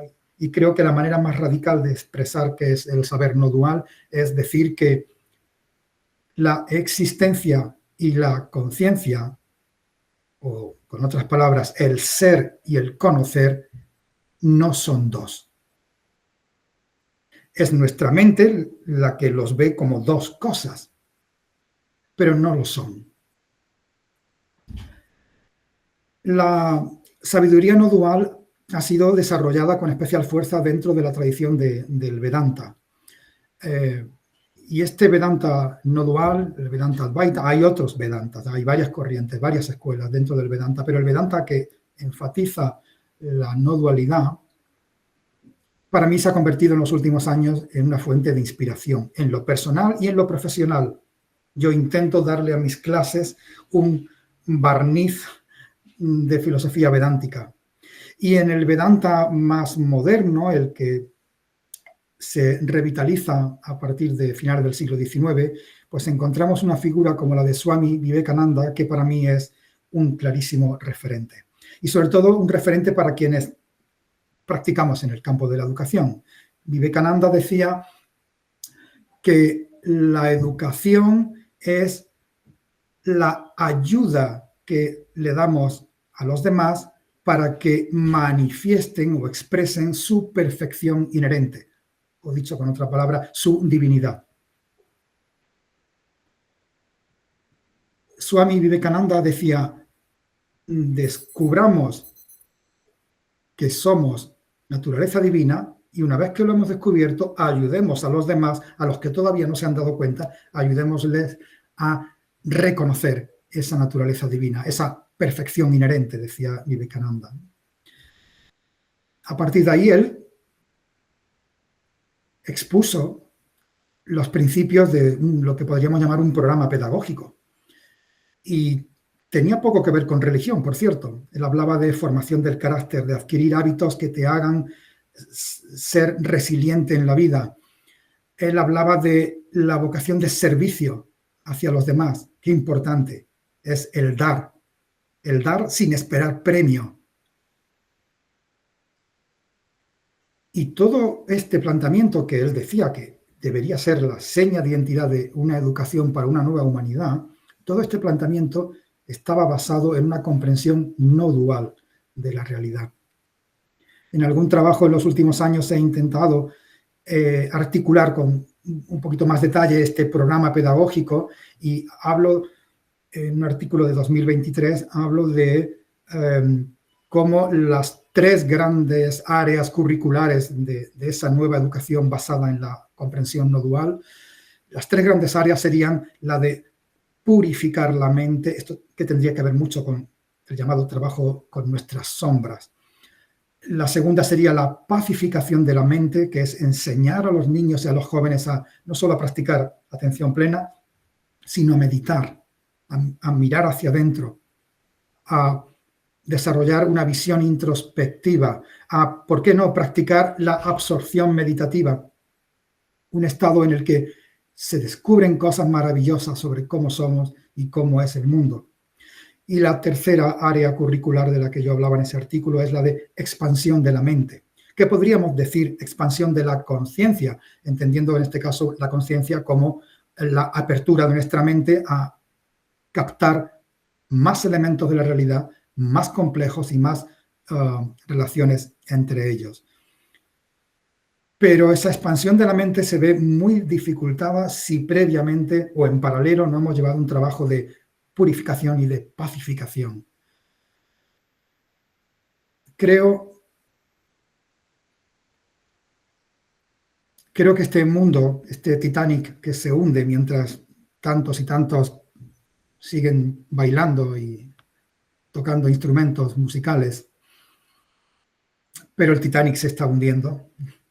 Creo que este mundo solo se salva si hay un profundo giro espiritual. Y por lo tanto la educación creo que solo puede servir para ayudar a que este mundo no se hunda si ella misma, si la propia educación, o a menos que la propia educación tenga unas bases claramente, explícitamente espirituales.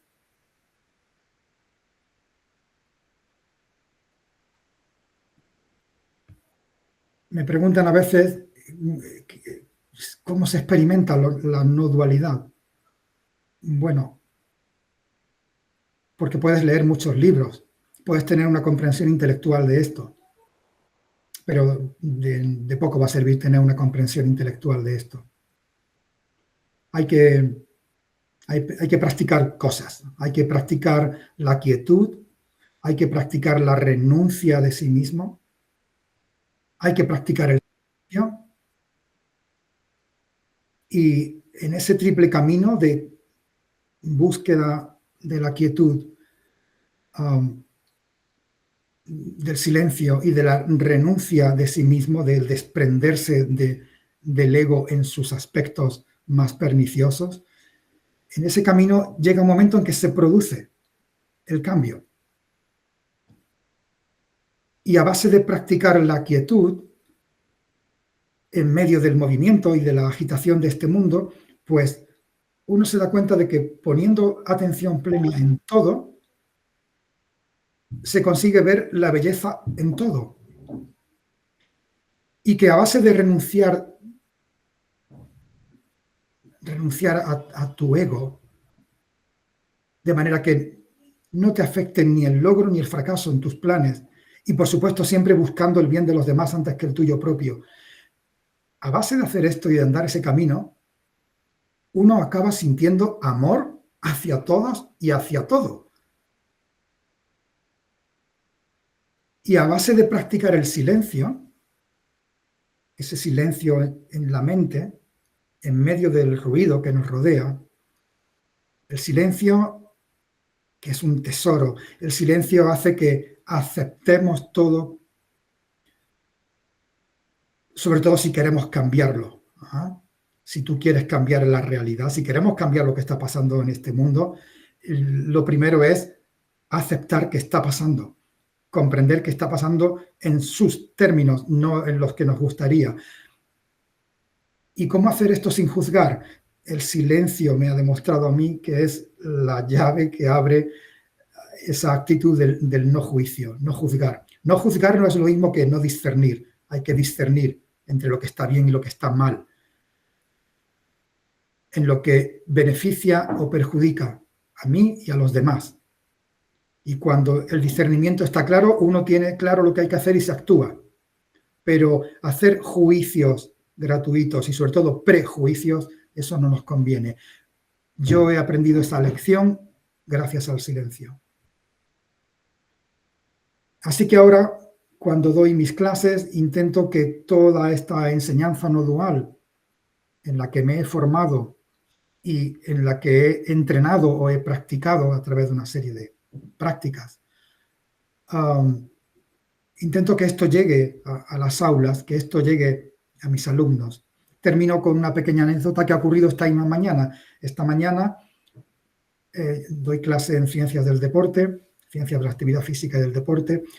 La clase terminó con una pequeña meditación. Les enseñé una forma de meditar en la que piensas en alguien que está sufriendo y imaginas que tu respiración sirve para aliviar el sufrimiento de esa persona. Bueno, es un tipo de meditación tibetana que se conoce con el nombre de Tonglen. Y al final, una chica dijo que no sabe si la meditación que había hecho realmente iba a ayudarle a la amiga en quien estaba pensando para hacer la meditación. Y yo le dije, no hace falta ni que llames a tu amiga para comprobar si le ha hecho efecto tu meditación, no hace falta que ella sepa que tú has pensado en ella en esta meditación.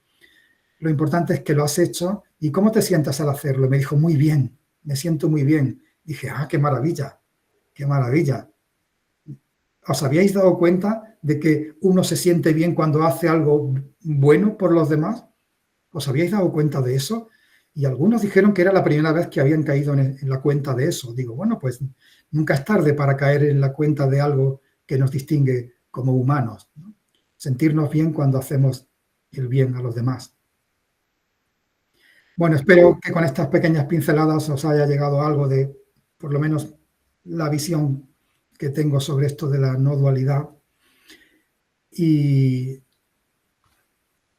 ya os digo, conduzco o intento conducir mi vida y mi trabajo en la universidad sobre esta base. Gracias por vuestra atención. Muy bien, muchísimas gracias, Rafael. Y muchas gracias a todas las personas que han dialogado, que han expuesto desde tantas y tan variadas perspectivas. Perspectiva experimental o subjetiva, perspectiva social, perspectiva emocional, perspectiva de humanidad y finalmente perspectiva molecular de sabiduría y de no saber. Bueno, muchísimas gracias. A partir de ahora, si queréis, podemos dialogar con quien queráis, ¿vale? Gracias. Hay una pregunta en el chat de Huilin Ma. Hola, hola, doctor Rafael. Hola. Hola, sí tengo una pregunta sobre lo que usted dijiste que sobre Zen budismo. Entonces, si usted cree que el corazón mente en las enseñanzas del budismo Zen tiene alguna relación con la conciencia, ¿puede considerarse equivalentes? Bueno, en la tradición en la que yo practico hay una sola palabra para decir mente y corazón. Eso en primer lugar. Es una cosa muy occidental lo de separar y usar palabras y conceptos distintos para realidades que están unificadas, ¿no? Y mente y corazón forman una sola cosa. El término conciencia o consciencia con S, y podríamos debatir mucho sobre esa diferencia conceptual entre conciencia y consciencia, en realidad no, en la visión no dual no es diferente la mente de la conciencia. La conciencia es la mente en reposo, la mente es la conciencia en movimiento. La sustancia es una. La sustancia es una. Cuando esa sustancia está aquietada, hablamos de conciencia pura. Cuando esa sustancia se pone en movimiento, se agita, se contrae, hablamos de los movimientos de la mente. Pero mente y conciencia, por lo menos tal como yo lo entiendo, no son dos. No son sí, dos. claro. Sí, me parece que así, porque estoy estudiando del Chan China. Entonces, sí, en chino que dice corazón solo, una palabra, corazón, pero en español se traduce como corazón y mente. Entonces, en realidad no se corresponde mucho. Tengo esa pregunta, tengo la duda de eso, de cómo se traduce exactamente del corazón de Zen, o sea, de Chan. Hay un texto chino del siglo VIII, del patriarca Shen Chang, que se llama Poema en la confianza del corazón, Xin Xin Ming en chino. Pero ese título ha sido traducido como Poema en la confianza en la mente, Poema de la confianza en el corazón, Poema de la confianza en la conciencia. Según las editoriales y los países lo han traducido de varias formas. Por cierto, dejadme que comparta con vosotros un verso de ese poema que dice: si nada se habla ni nada se piensa, no queda nada que no se comprenda. Este es un alegato en favor de la práctica del silencio más radical, del silencio del que se habla en el yoga de Patanjali, cuando se dice que solo con el cese de toda agitación de la mente conseguimos el estado supremo, el estado de samadhi, ¿no? Estamos tan contaminados de los movimientos agitados de nuestra mente, de tantos conceptos, de tanta teoría, de tanta palabra, que justamente todo eso nos impide ver la realidad con la claridad que deberíamos verla. Vale, muy bien. Sí, doctor, ¿se puede teclar algunos libros que te parece muy útil para entender el Zen en el chat, por favor? Sí, o con mucho gusto, Huilín, a través de Agustín te puedo hacer llegar una lista de libros que por lo menos a mí me han servido para comprender el Zen. Sí. Sí, muchas gracias. A ti. Muchas gracias. Huilin Ma hace su tesis doctoral, como ha dicho, sobre Chan, que es una tradición anterior al Zen japonés y coreano. Sí. Muchas gracias. Guadalupe, adelante. Muchas gracias, Agustín. Hola, sí. Quiero hacer mi intervención comentando una anécdota. De acuerdo a lo que he escuchado, la conciencia en educación parece que sufre algunos estigmas y uno de ellos posiblemente es de carácter religioso. Cuando yo estaba haciendo la investigación de mi tesis doctoral, estaba recogiendo la información de las entrevistas con un profesor que participó en el estudio. Lo primero que me dijo fue, y su investigación está segura que lo está haciendo de carácter científico, porque algunos autores que están referidos al budismo, por ejemplo, pues son de carácter religioso. Entonces pareciera ser que hay varios estigmas alrededor de la conciencia, y entonces quizá pueda ser esa una de las barreras para que no deja que entre y que se trabaje abiertamente en la educación.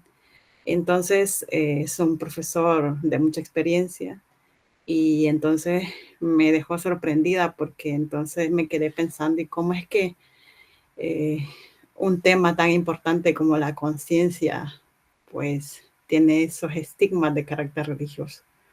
Y siendo si se trabaja la educación desde la parte científica, entendemos que la parte religiosa es un tema aparte, ¿verdad? Que tiene que ver con los dioses y con concepciones diversas de creencias, ¿no? Entonces, pasando esa anécdota que me llevó a reflexionar me llevó a reflexionar de que la conciencia puede tener estigmas y que uno de ellos puede ser el religioso. Algunos autores como Chavarría 2021 consideran que la conciencia puede abordarse de distintas formas, ¿no?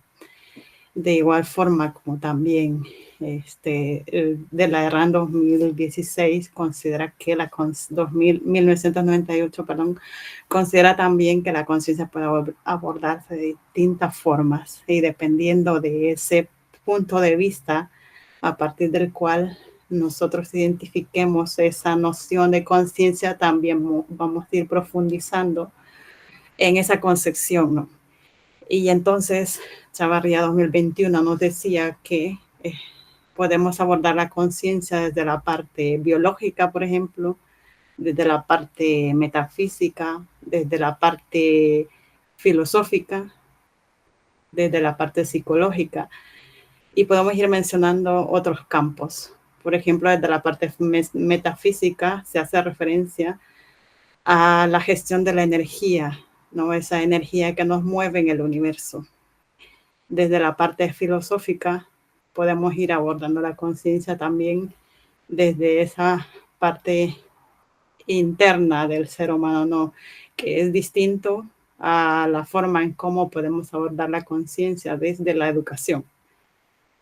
Porque, por ejemplo, desde la educación podemos abordar la conciencia como vernos, cómo podemos vernos nosotros mismos desde la parte interna y externa.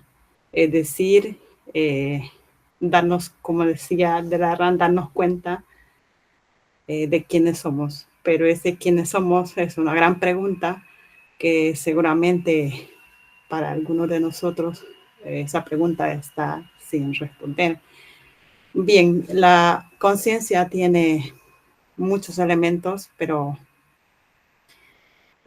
muchos elementos a considerar, y en la investigación que se realizó en El Salvador en la educación secundaria pública, que es la investigación que realicé, encontré también algo parecido a lo que se ha estado comentando aquí en esta sesión, de que la conciencia tiene que ver con esos procesos internos, pero también tiene que ver la conciencia con la parte de cómo las personas nos conocemos.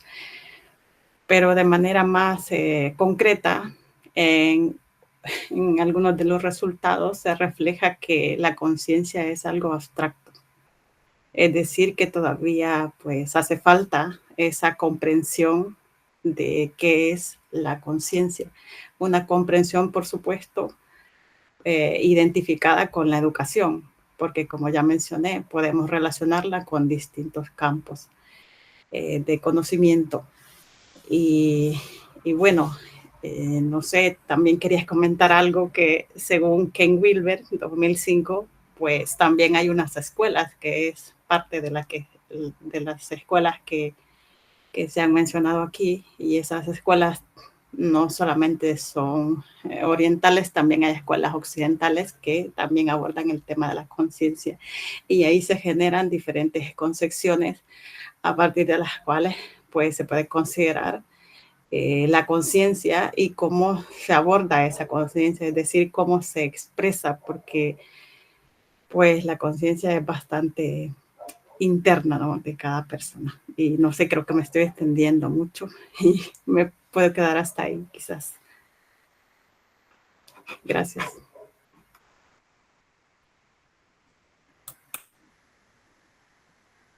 Gracias, Guadalupe.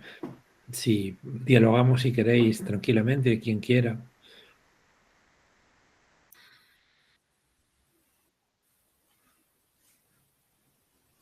Trini. Sí, bueno, yo quería agradecer a todos los ponentes. La verdad que ha sido un gusto escucharos, y sobre todo la complementariedad, ¿no?, de todas las ponencias, que pese a tener visiones o perspectivas o prismas un poco, bueno, diferentes, están muy, muy, muy, muy relacionadas.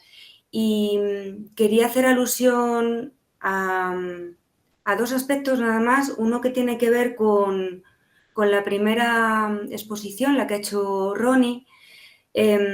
Cuando ha hablado de la evocación corporal, pues irremediablemente he conectado con como esa vivencia tan potente a través del cuerpo. Yo supongo que nos habrá pasado a muchos de nosotros. En mi caso, yo lo he experimentado en sueños, en los sueños. Para mí los sueños han sido como una puerta de acceso a muchos lugares de mi conciencia, ¿no?, que a base de trabajarlo, ¿no?, como también comentaba Rafael, ¿no?, ese trabajo pues, que vas haciendo día a día, me ha llevado a lugares, la verdad, que no dejan de sorprenderme. Por un lado eso, y que tiene que ver bueno, pues con esa toma de conciencia desde muchos lugares, y aquí el cuerpo pues, y los sueños, ¿no? El mundo onírico nos abre un camino sin duda excepcional. Y nada, y el segundo apunte que tiene que ver con el comentario que ha hecho Rafael también respecto a cómo en los últimos 15 años pues tu manera de enfrentarte al aula pues inevitablemente es diferente, ¿no? Y ha sido diferente porque ahí también he conectado. Es que irremediablemente, a medida que cada uno de los docentes vamos transitando este camino, ¿no? Cada uno como podemos y desde donde podemos, todo eso en el aula se vuelve carne, se materializa a través de, también volviendo a Ronnie, ¿no? De toda la conexión verbal y sobre todo la no verbal. Y es que aunque no quieras hacerlo, es que lo haces, ¿no? Ese barniz, ¿no? Del que hablabas, es que no puede ser de otra manera y lo hacemos a veces conscientemente, a veces inconscientemente, pero una vez más todo esto me lleva como al punto de inicio, y es que todo empieza en uno. Y bueno, pues nada, que muchas gracias a todos y que ha sido un placer.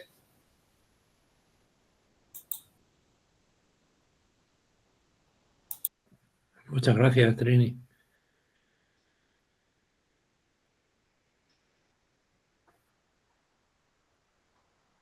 Si no queréis intervenir más, podemos cerrarlo aquí, podemos dejarlo aquí. ¿Alguna palabra más quiere participar y hacer alguna pregunta o algún compartir? Sí, adelante. Agus, yo había levantado la mano. Perdón, no lo he creo visto. que es la primera o segunda vez en mi vida que hago eso de levantar la mano en una reunión de estas.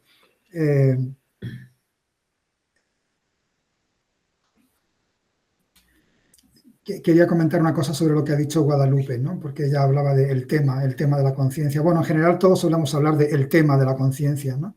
Que es un tema complejo, un tema poliédrico.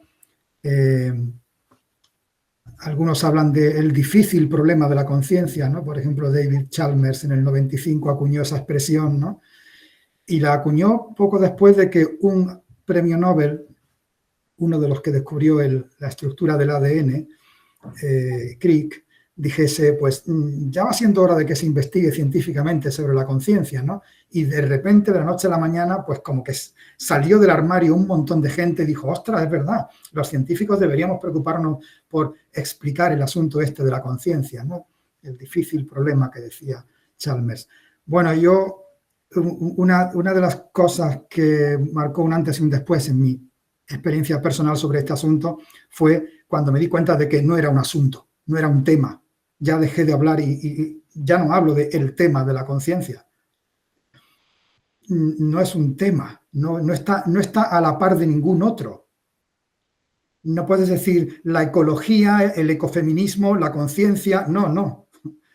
Entonces, yo le preguntaría a Guadalupe o a cualquiera de los compañeros que están en la reunión, ¿podéis poner algún ejemplo de algo que no sea conciencia? O sea, ¿a qué se opone conciencia?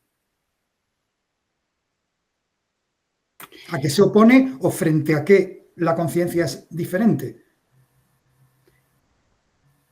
Pues la conciencia es vacío. La conciencia es algo interno de la persona. Darnos cuenta de la realidad interior y exterior, es decir, de lo que sucede. Pero para eso necesitamos algunos elementos, como por ejemplo la atención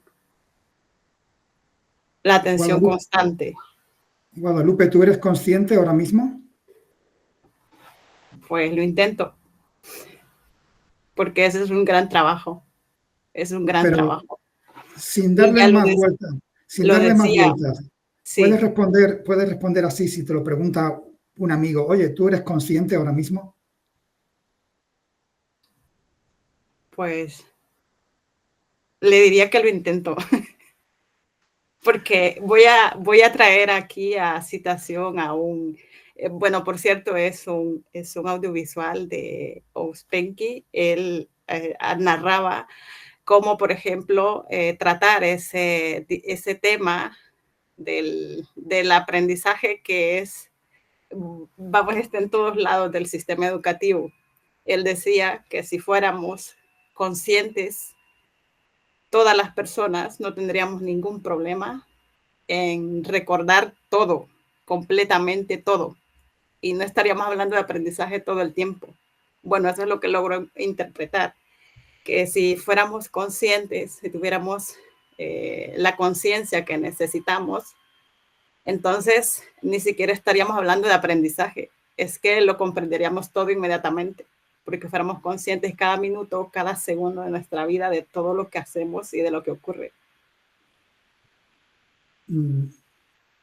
Entonces yo diría que lo intento. Ha respondido con una respuesta que yo creo que es evasiva, ¿no? Lo intento.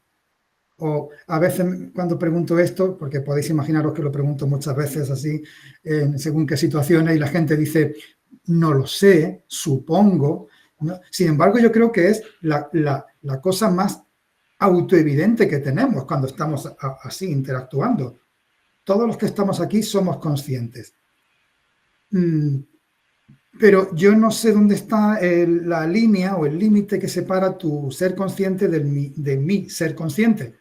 Es que cuando dices que la conciencia está en tu interior, es otra trampa, creo, que en la que hemos caído, ¿no? Pensar que tenemos conciencias individuales y bueno, entre una conciencia y otra hay un espacio que se abre y a veces con suerte se produce comunicación. Pero no, esto es una trampa. No hay interior y exterior cuando se habla de la conciencia. Sé que esto tendría que argumentarlo mucho más, pero créeme, después de unos años lo he entendido, me he dado cuenta y la prueba de que es verdad es la cantidad de problemas que se resuelven en la vida de uno y cómo se simplifica todo cuando esto se ve y se entiende, ¿no? Entonces yo ahora te miro, Guadalupe, y no estoy viendo a un individuo diferente de mí con su conciencia, no la estoy viendo desde mi conciencia, porque entiendo la conciencia en otros términos. En concreto, entiendo la conciencia como lo único que hay. Tenga aspecto material, como el ordenador que tengo ahora delante o esta botella, pero todo es conciencia. Todo es conciencia.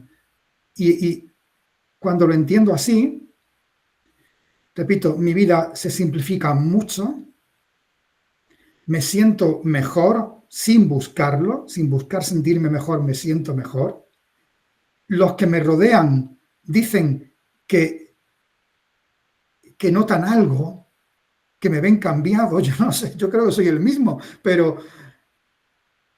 Y creo que la clave es porque no veo realmente ninguna diferencia. Donde hay dos, hay miedo, dice un texto sagrado del hinduismo. Donde hay dos, hay miedo. Entonces, cuando creemos que unos tienen más conciencia que otros, o que la conciencia es una cosa de interior cognitivo o interior mental de cada uno, no es que veamos dos, es que nos vemos muchos, distintos y distantes. Y la única forma de arreglar eso es empezar a darse cuenta de que conciencia solo hay una. Y no solo hay una, sino que lo es todo, aunque tenga una proyección o un aspecto material, físico, espiritual, todas esas cosas que tú decías, ¿no? De lo físico, de lo psicológico, de lo filosófico. Todo eso son modulaciones o proyecciones de esa mismidad, Guadalupe, la única diferencia entre tú y yo es que yo ya sé que no hay ninguna diferencia y tú todavía no lo sabes. Te he soltado un koan, lo que se llama en el Zen un koan, una especie de acertijo, y ahora piensa sobre ello, ¿no? Creo no, sé que es así, pero no puedo demostrarlo científicamente, pero cómo me siento es la prueba que necesito para saber que es verdad.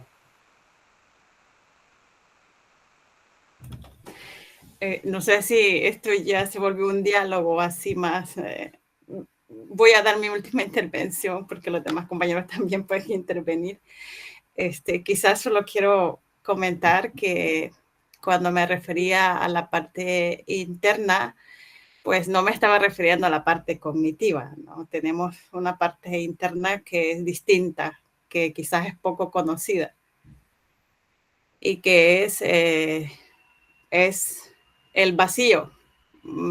Pues ahora mismo no puedo expresarlo mejor quizás, pero puedo decir que es el vacío. Pero también cuando decía que hay algunos elementos que intervienen, quizás no me expliqué bien, sino que yo me estaba refiriendo a que hay distintas concepciones de la conciencia y que puede haber personas que aborden la conciencia desde distintos campos de conocimientos. Por ejemplo, desde la psicología puede haber una comprensión de la noción de conciencia que es distinta a la noción de conciencia que se puede encontrar en la metafísica o en la parte biológica, o la noción de conciencia que se puede encontrar en la filosofía, y la noción de conciencia que queremos proyectar desde la educación, que tiene que ver también y que está relacionado con el enfoque radical e inclusivo que proponía el doctor Agustín de la Herrán. Bueno, ese es un tema ya más profundo, pero que toca justamente la parte radical de la educación al hablar de la conciencia también. Bueno, me quedo ahí y gracias.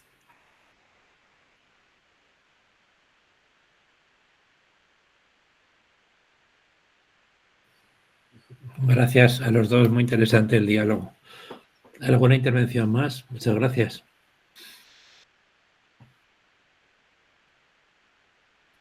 Pues llevamos ya 2 horas prácticamente, ¿no? O sea que un montón, pero se ha pasado muy rápido, la verdad. Pues quiero agradecer a todos vuestra presencia, con imagen o sin imagen, da igual, y está muy bien. Yo quisiera añadir una cosita más de mi cosecha, no sé si puede ser de interés o no. Es mi conclusión personal con respecto al tema de conciencia. La primera es que la conciencia no es suficiente. Hablo en cuanto a la educación. O sea, todo lo que te discute la conciencia es necesario, pero no es suficiente. Y la segunda cuestión es lo importante que es para sí y para los demás diferenciar entre conciencia y ego disfrazado de conciencia. Y eso es. Bueno, pues nada, si queréis lo dejamos y muchas gracias. Hasta el próximo seminario, ya veremos qué hacemos. Una cosa que a lo mejor podemos dejar caer, si os parece, no sé, es por si prende la semilla y si no prende, no. Es la posibilidad de que algunas personas que estamos aquí nos apetezca y podamos intentar hacer un librillo que se llame, no sé, como el título de este seminario, ¿no? Sobre diversas miradas de la conciencia, perspectivas o formas de entender, porque esto es complejo y tiene capas y tiene profundidad y tiene periferia también la conciencia. También se puede ser consciente, por ejemplo, de sistema periódico en química, o sea, se puede ser consciente de todo eso, de las tierras raras y su relevancia ambiental, y se puede ser consciente de la vida, ¿no? Y de la no vida, y de la no conciencia y de la conciencia y de la consciencia, etcétera, etcétera. No sé, es una posibilidad, podemos hacer una publicación juntos si queremos, si nos interesa. Yo creo que sí se podría hacer. A lo mejor madurándolo un poco más, etcétera, ¿no? Bueno, pues de verdad, de corazón, ha sido una excelente reunión. Comunicación y conciencia a conciencia, fundamentalmente, y se ha percibido una conciencia, un estado de conciencia compartido. Se ha percibido, ¿vale? Gracias y hasta la vista, ¿vale?